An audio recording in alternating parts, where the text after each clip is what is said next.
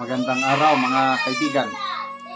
Good news po ang pag-usapan natin ngayon tungkol sa tatlong writ of habeas corpus na ipinail ng magkakapatid na Duterte sa Supreme Court. Congressman Paulo Duterte,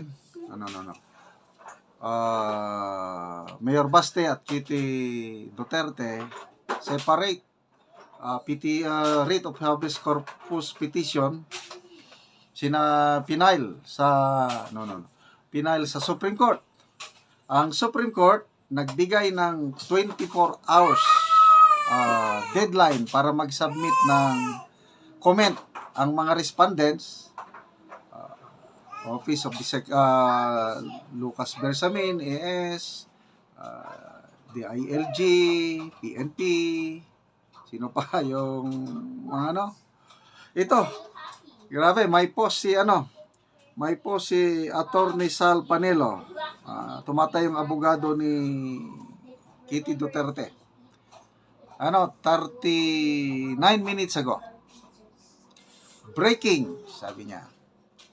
The Office of the Solicitor General recuses recuses itself from the consolidated petitions for habeas corpus of the Duterte children. In a manifestation and motion filed today, March 17 today, the OSG said, ito na yung exact na nakalagay sa manifestation, considering the OSG's firm position that the ICC is barred from exercising jurisdiction over the Philippines and that the country's investigative, prosecutorial, and judicial system is functioning as it should, the OSG may not be able to effectively represent respondents in these cases and is constrained to recuse itself from participating therein. Ayaw tumalikod, hindi sa natakot or kailang against sa prinsipyo paniniwala ng OSG. Kasi ang paniniwala ng OSG, walang karapatan ang ICC na manghimasok sa bansa. Kaya saluduhan natin, palakpakan natin, purihin natin si Solicitor General Minardo Guevara. Okay to, may dagdag na paliwanag ni Attorney Panelo sa comments. Galing. Salvador Panelo, anong ibig sabihin nito? Ang Office of the Solicitor General na itinakda ng batas na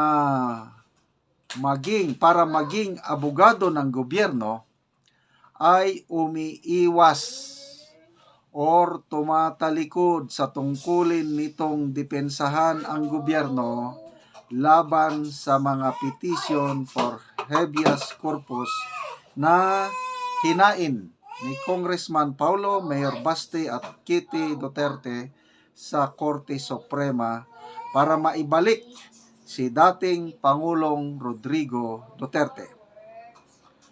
Ayon sa manifestation and motion na hinain ng OSG ngayong araw, hindi nila magagampanan ang kanilang tungkulin na epektibong depensahan ang gobyerno dahil sa matatag na paniniwala ng OSG na walang kapangyarihan o jurisdiction ang ICC sa Pilipinas. Ano ibig sabihin na wala silang abogado? Ano kaya mangyari? Ayaw ng OSG. Magkuha ba ng private lawyer? Ganun ba yun? Pag nasasakdal ka at wala kang magaling na abogado, I don't know anong mangyari sa'yo. Okay, may mga nag-response. Okay. Versa situated. Pera o kahon? Rachel Ladino. Wala na. Iwas pusoy na sila. Joel Cagente. So, ano sunod na mangyayari, attorney? Gingerbread. Problema ng gobyerno kung paano ibalik si PRRD. Emma Loksap. Now they say this, but they give the president. Brian Arya. Correct, Soljin. Man, ang mag-represent kauban niya unta pero wala man gyud sila nag-coordinate or wala kabalo si Tory. Hindi sila nag-coordinate talaga. Ang nagplano lang, yung isiniwalat ni Secretary Rimulya is Presidente Rimulya, Anyo, Gibo. Sila lang. Hindi nila kinonsulta ang OSG. Dahil hindi nila kinonsulta ang OSG, hindi nila kinuha ang kanyang panig. So, paano siya magdepensa ngayon? Kaproblema. Kasi bayanin. In simple terms, the OSG are backing out of this case because their legal position on the ICC and the Philippine justice system. No, stop that one. Psst! Caspian, stop it. Pasensya na, yung mga apo ko maingay. The OSG are backing out of this case because their legal position on the ICC and the Philippine justice system conflicts with what is happening in this situation. So the responsibility to explain the government's position now falls on the official's name in the case.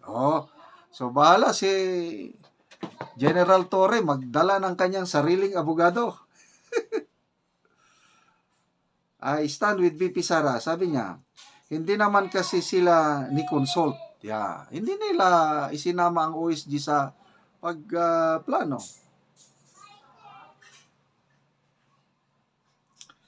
Queenie Cortez. It means that the OSG is in the firm position that the ICC has no jurisdiction over us. Wow, galing. Salamatan natin ang OSG.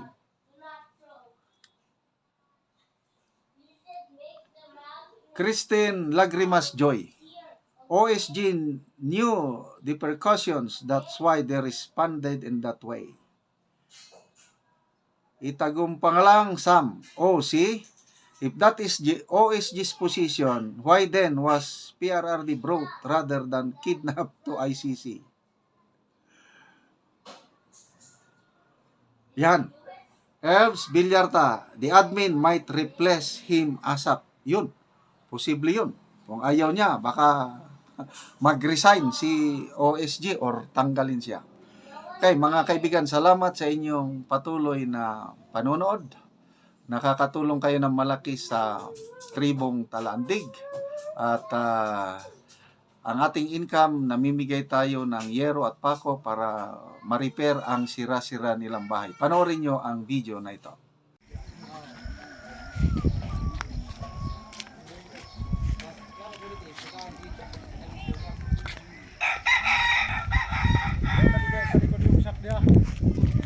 Og mauna ni ang balay ni ante og karon gisandig na ang hero nga silupin lang in taon og gibutangan na og bato lang sa ibabaw.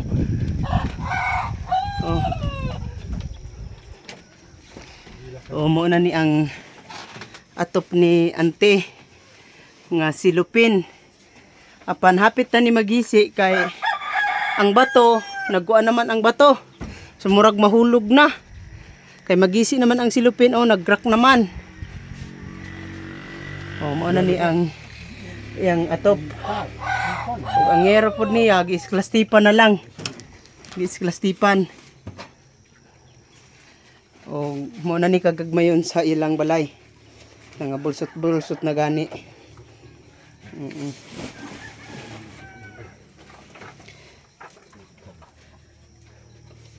Og karon, og ate, unsa inyong maistorya nga natagaan na mo og gero, so karon mailisda na ning inyong atop nga silupin.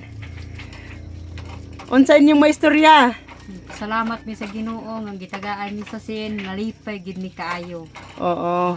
Kanang iatop na gid namo karon kay kabuslot na among atop nga Oh, silupin. silupin. Kay gibutangan lang og Tangan og bato. Oo. Kadisi na gani ang Oo. atop. Ikaw ya, unsa imong maistorya?